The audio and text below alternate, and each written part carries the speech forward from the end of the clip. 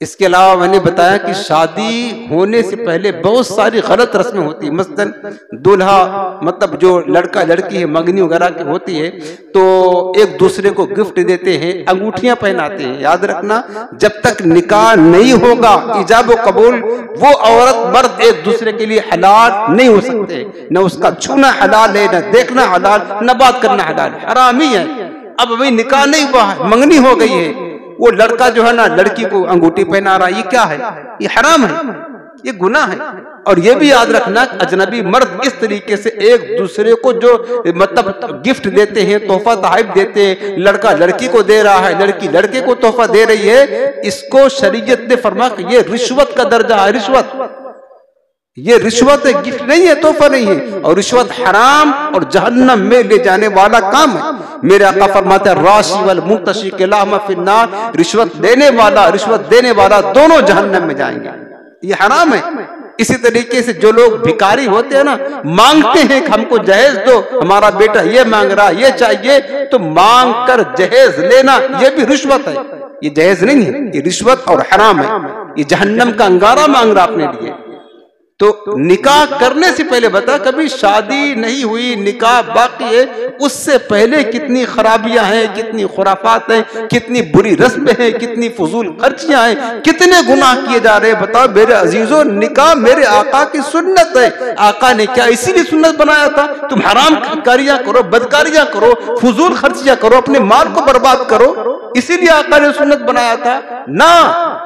मेरे सरकार ने सुन्नत निकाह इसलिए बनाया था ताकि तुम्हारे दिल पाकीज़ा रहे, तुम्हारी आंखें पाकीज़ा रहे, और तुम नेक परहेजगार मुत्तकी रहो, ताकि तुम्हारी आखिरत बेहतर हो। लेकिन हमने मकसद को भुला दिया। खुशी का मौका है ना, जो मर्जी चाहे कर ले, कर ले। हदीस पाक में फरमाया गया कि जो बंदा हंस हंस कर गुनाह करता है, वो कयामत के दिन रोते रोते जहन्नम में जाएगा। कितने दिन की खुशियां होंगी। तो बता कि निकाह करने से पहले ये खुराफात होती है। एक दूसरे को गिफ्ट दिया जाता है, उसके बाद अंगूठियां पहनाई जाती है। इसके अलावा जब शादी का मौका करीब आता है तो भी गुनाह क्या होते हैं कि दूल्हा अपने हाथों में मेहंदी लगाता है। ये बात मस्त याद रखना अच्छी तरीके से। मर्द को सिवाय चेहरा, ये दाढ़ी और सर के बाल की, इसके अलावा मेहंदी लगाना हराम है। जीनत के लिए मेहंदी लगाना ये मर्दों का काम नहीं है। क्या चूड़ियां मर्द पहन के घूमेंगे? नहीं। तो मेहंदी लगाना ये औरतों का काम है। लेकिन दूल्हा हमने देखा है कि मेहंदी लगाता है, दूल्हा मेहंदी लगाता, हाथ में लगा लिया, पैर में लगा लिया। तो ये याद रखना, ये भी एक हराम काम है। मर्दों को मेहंदी लगाना, चेहरे यानी दाढ़ी और सर के अलावा कहीं भी लगाना मेहंदी जीनत के लिए, ये हराम है। ये काम भी होता है। इसके अलावा हमने एक रस्म खाली गुजरात में देखी भी है। वो आप जानते हैं कि निकाह करने के 2-3 दिन बाकी रहते हैं ना, फिर क्या होता है, कोई एक छुरी वो दूल्हा को थमा दी जाती है। वो बेचारा कहीं भी रहेगा ना, वो बाथरूम जाएगा तो भी छुरी लेकर के जाएगा, नमाज पढ़ेगा तो भी छुरी लेकर के जाएगा। ऐसा लगता है जिहाद में जा रहा है, सवार हो गया। अब बता कितनी बुरी रस्म है। अच्छा, इसके पीछे हमने ये सुना कि क्यों रखते हैं छुरी। आपने देखा होगा, हो सकता है कि आपने निकाह किया, आप भी छुरी लेकर के जिहाद में निकले होंगे निकाह के 2-3 दिन पहले। यानी आप देखिए, ये तरीका हमने काफिरों से पाया हुआ है। ये इस्लाम का तरीका नहीं है यार, ये हिंदुआना रस्म है, हिंदुआना। हम इसको बड़े फक्र के साथ अपना रहे हैं। नहीं मानेंगे क्यों? कि बाप दादा करते चले आए हैं, खानदान वाले कर रहे हैं। क्योंकि हमको अपने खानदान की रस्म अदा करनी, अल्लाह उसके रसूल की बात को नहीं मानना है, इस्लाम की बात को नहीं मानना है।